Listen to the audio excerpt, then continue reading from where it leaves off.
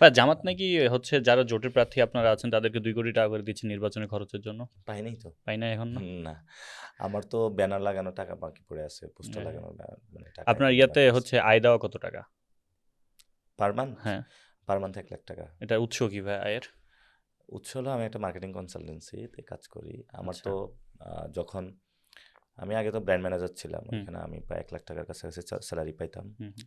তো ওইখানে ওই কোম্পানি আমাকে আন্দোলনের সময় কয়েক মাস হলো স্যালারিটা দিয়েছিল, ওকে। ওইটা দিয়ে চলেছি। আর এরপরে হলো আমার একটা ভাইয়া বলল যে এখানে মার্কেটিং কনসালটেন্টে তুমি জয়েন করো ওইখান থেকে। তো এটা যদি কেউ দেখতে চায়, আমি সবার হুম। ইনভয়েস থেকে শুরু করে, এবং ওইটা কিন্তু নির্বাচন কমিশনে আমি জমা দিয়েছি যে আমার আয়ের উৎস কী, কোথা থেকে কীভাবে। 100% হালাল ইনকাম, এখানে কোনো হারাম ইনকাম নাই।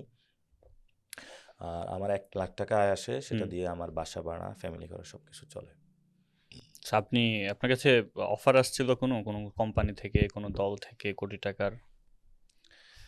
অফার তো অনেক জায়গা থেকে আসে, কিন্তু অফারের সাথে যতক্ষণ কন্ডিশন থাকে সেটা তো আর হুম, করা যায় না। আর আমি বেসিক্যালি আমার কাছে টাকাটা ফোকাস না।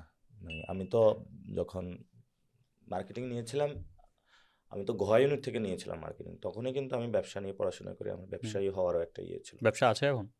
না, ব্যবসা নেই। আমি ব্যবসার সাথে জড়িত হই নাই, কারণ আমি হুম, রাজনীতিটা আমার কাছে দেন জ্ঞান। এবং আমি যদি ধরেন রাস্তায় বসে ভিক্ষা করি, হুম। তারপর আমি রাজনীতি করব। মানে আমি শয়নে স্বপ্নে সবসময় আমার রাজনীতি, আমার টাকার দিকে ফোকাস নাই। কারণ আমার কাছে মনে হয়েছে প্রত্যেকটা মানুষের যে কোনো একটা জায়গায় ডেডিকেশন দিতে হয়, এক একটা ইন্ডাস্ট্রিতে। আমার ধ্যান জ্ঞান, ধরেন কেউ মুভি ইন্ডাস্ট্রিতে ধ্যান জ্ঞান, হুম, আমার হুম, হলো রাজনীতি, এটা হলো মূল জায়গা। এবং এটাতেও নেই, এটাতে আমি এমপি হতে পারি, নাও হতে পারি। হুম, হুম। ইলেকশনে যে আমি খুব দাঁড়ানোর ইচ্ছা ছিল এরকমও ছিল না। এবং আমি কখনোই কিন্তু সামনে আসি নাই।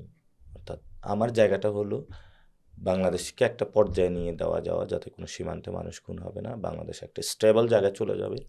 এবং আমি মরার পরে আল্লাহ আমাকে এটা নিয়ে জিজ্ঞেস করবে, সেই জায়গাটা থেকে আমি কাজ করতেছি। সো এটা হলো আমার হুম। রিলিজিয়নের জায়গা, অর্থাৎ ধর্মীয় জায়গা। আমার মানুষের কাছে কোনো পাওনা নাই, দেওয়ানাও নাই, এটা আল্লাহর সাথে আমার বোঝাপড়া।